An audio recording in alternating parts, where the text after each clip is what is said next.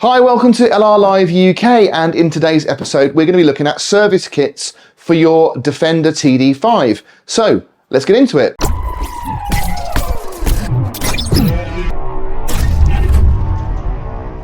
Now, I know a lot of you guys and girls are servicing your own Defenders, and why not? At the end of the day, it's not a super complicated job as long as you know the basic principles of doing an oil change and a filter change, panel filters, etc. It's fairly doable. But there are a lot of options out there for what components and parts and filters that you can choose, and they vary in price. Now, I wanted to focus on two complete kits that LR Parts offer. Both are provided by BRITPART, and there's a premium and a standard version. Now, it's going to be quite a quick video, this one. We're just going to do a little unboxing and show you what you get and just show you the basic differences. But I have gone to the trouble of sawing in half a couple of the oil filters from each kit, just to give you an idea of what the differences are going to be across the board. So let's have a look inside the boxes and see what you get. So in the standard service kit, what we have here is the rotor filter, which is the additional filter you have on a TD5.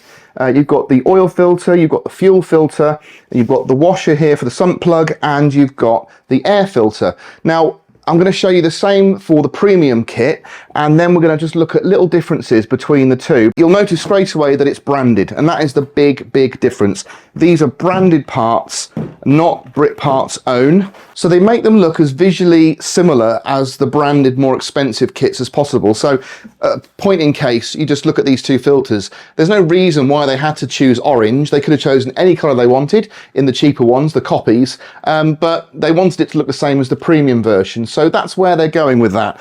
I think this is really interesting. So you'll have to forgive me for getting a little bit anal about this, but this is the first time I've ever really analysed two exactly the same kits side by side. Now, these are supposed to be exactly the same. They're for the same fitment, but look, can you see there?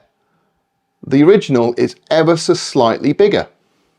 Now, that's going to make a difference. So they probably just thought, well, this one's easy to fit. It'll just drop in place, but there's going to be gaps. So why not make it the same? So look, there's a key point straight away. So it's the wrong size, and the finish isn't as good. Look, you can see the moulding on the outside there. It's just a little bit slapdash.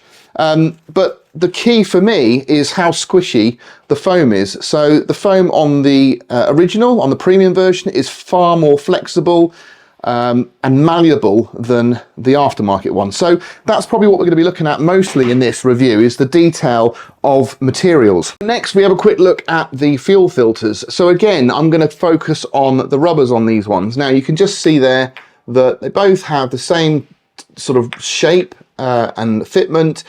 This one here is the genuine or the premium version. You can see it's got these little indentations around this collar here that hold the rubber ring in. That's quite a nice touch. They obviously are a different material because this one is squishier than this one. There's not a lot in it, but it actually sits prouder. There's more rubber on this one than there is on this one. So this is going to be a better interference fit. But on the premium one, the key point is these rubbers are pre-oiled.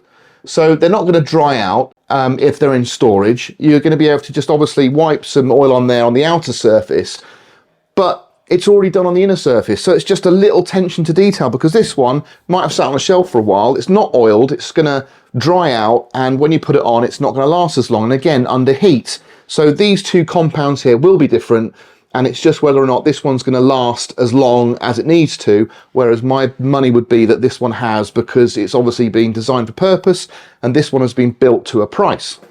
So we'd have a massive hex socket that slips over the top here to tighten and remove. Now, don't forget, once you get it on, you have got to get it off again. So there's no point, if it's not made very well, and you're going to struggle to get it off, and you might need a different part. You need to borrow a part off a friend to get it off. But if you use a genuine premium part, you can just see the flatness of these is far better than these ones.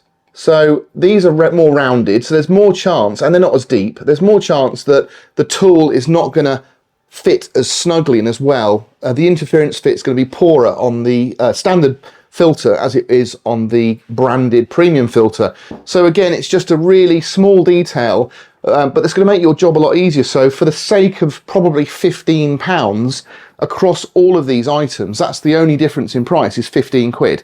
You're going to make the job a lot easier for you because you're going to be fitting it with, and everything's going to be fitting properly. Now again, I'm not trying to diss the standard service kit. I just want to, from my experience, try and encourage people, you guys, to spend a little bit more just going for the premium service kit, because I just think there's enough of a difference to warrant spending the extra £15. Now, the last one we're going to look at here, which hopefully will, again, reinforce my point about the quality of materials and construction and the way things are made. We're going to look at the actual oil filters themselves. So if you look at just something as simple and obvious as the springs. So on the genuine part, the springs are far more robust, far more durable than these ones. There's a much higher chance that this one's going to fail. You can also see the depth of the fins as well.